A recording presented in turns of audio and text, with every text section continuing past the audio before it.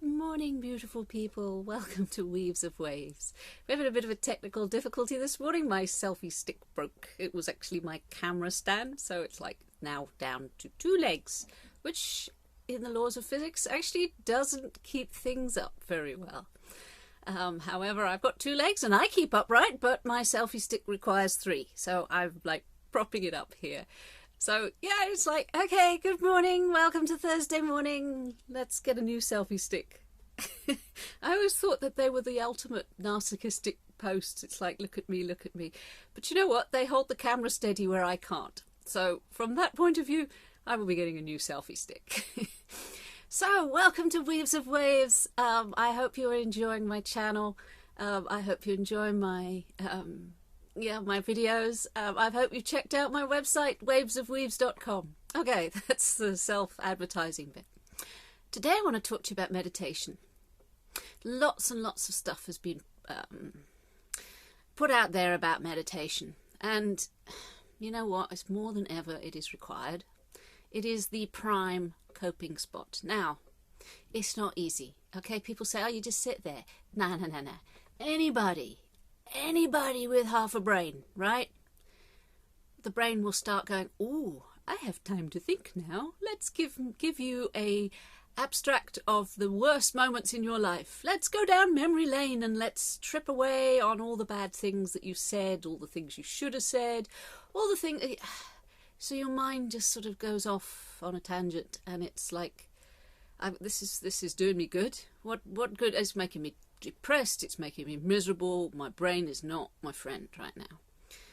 And unfortunately, that is usually the top layer. That's the first thing you've got to go through. The other thing, of course, is your body goes, I don't want to sit still. So technically, there are many methods. I used to teach them of meditating. One of them, which was going for walks. So you do that new word. We didn't use that word in the olden days, mindfulness, but it's basically being present.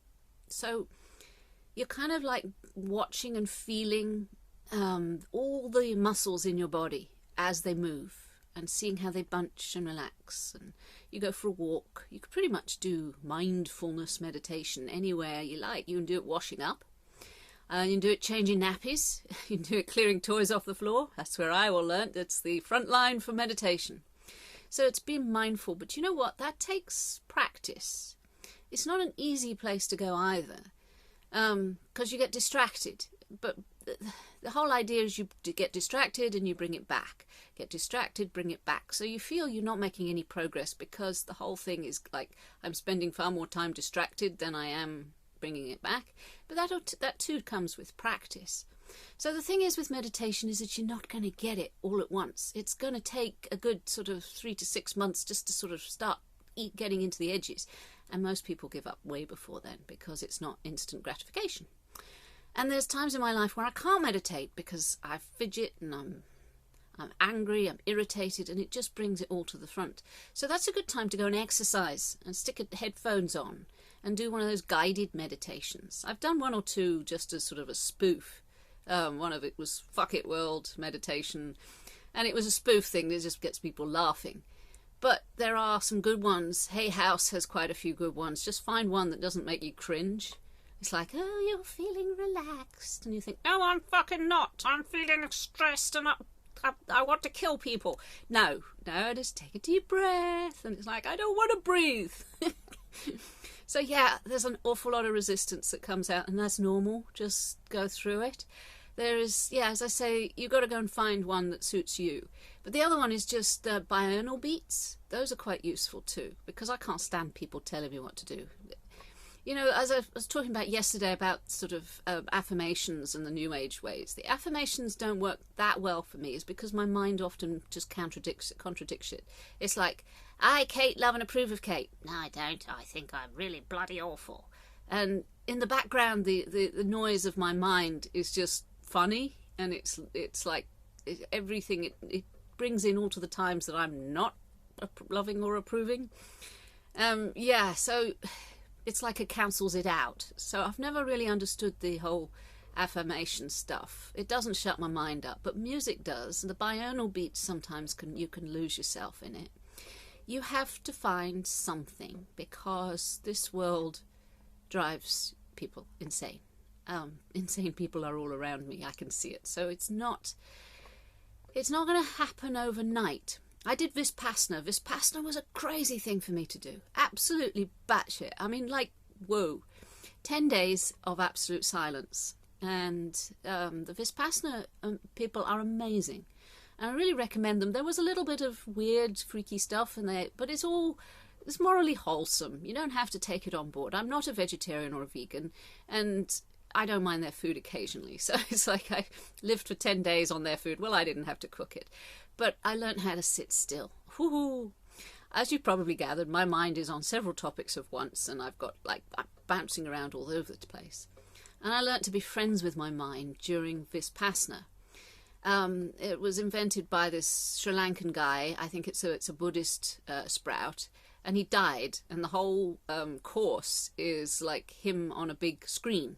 So you're kind of like messages from the dead. So it's a bit creepy in places. But it's very like a monastery. You get up at 4 a.m. and go meditate. Yeah, I kind of meditate with my chin on my chest, trying not to snore. But it was good.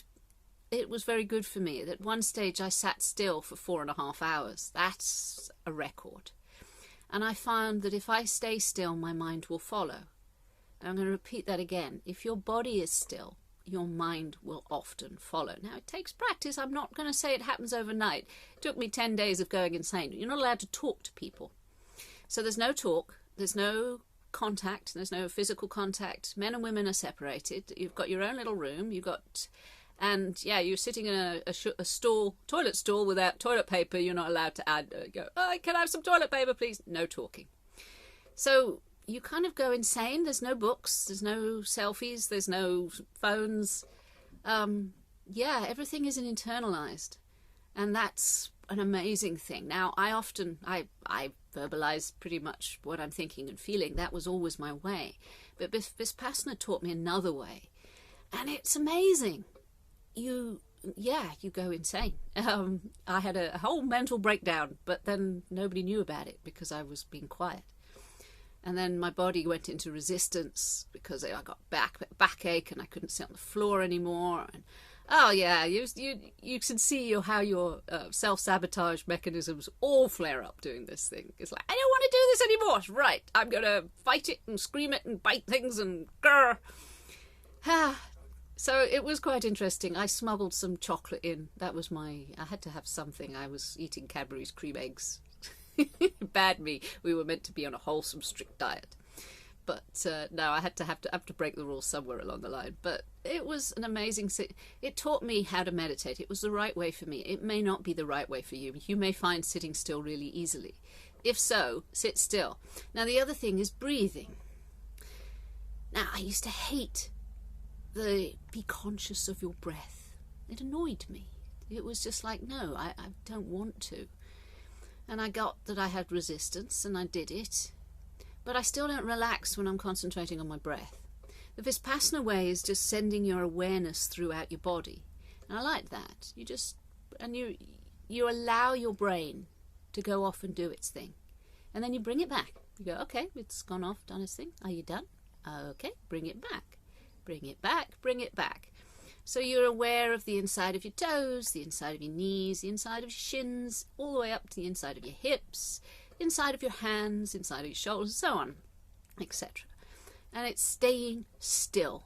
If you've got a twitch, you don't twitch it. If you've got an itch, you don't itch it. You stay still as long as you can, which was an amazing challenge. Yeah. But it worked for me because my mind needs to do its thing. I need to let it go off on the leash every now and again. If I leash it in all the time, it starts fidgeting. So with Vipassana meditation, I kind of let it off the leash, and it can go and find out all kinds of things. It can think about stuff. And then some of it's absurd. I just let your mind, it's like a child or a puppy. It's a puppy. And you let the puppy go for a run.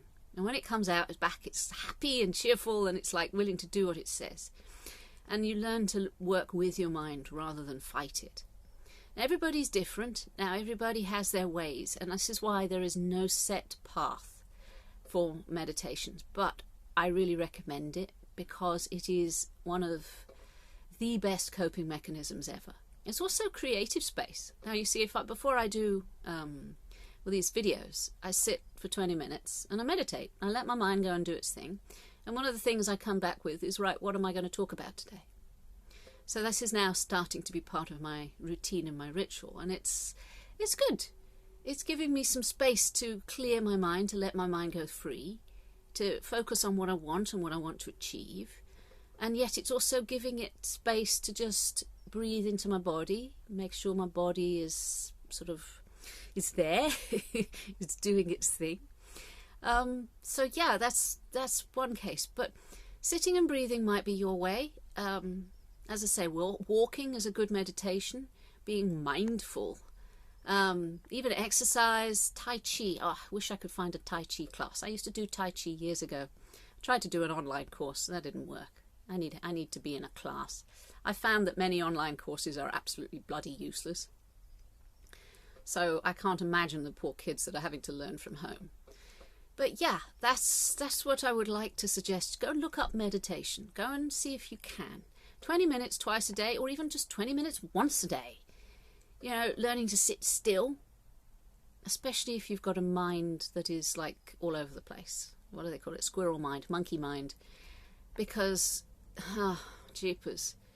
Without meditation, I would have gone insane and jumped off a bridge. There's no doubt about it. I have needed to be still. And that's what I'm doing. So I do my meditation. Stretching, that's all good stuff too. It's part of being in your body. But finding coping mechanisms. And the best one you can do is meditation. But it's not easy. Don't get me wrong, you don't get superpowers for it. My son, when he was a little boy, he wanted superpowers like the Avatar. Doesn't work that way, unfortunately. But please persevere, and if you've got any questions, anything that you'd like to talk about, please put it in the comments section. I do appreciate a thumbs up. YouTube very rarely gives me thumbs up, and yet BitChute is amazing. I love you, BitChute. And yeah, it's all process and just taking one step at a time. One day you may not do well, next day you may do great. So it's like, don't beat yourself up again if you don't do well. Right, I think that's all I've got for you today. I didn't wobble too much, I hope. I'm hanging on tight to it. I'm going to have to go buy a selfie stick. Oh well. Anyway, I love you lots. Take care of yourselves and each other. Bye now.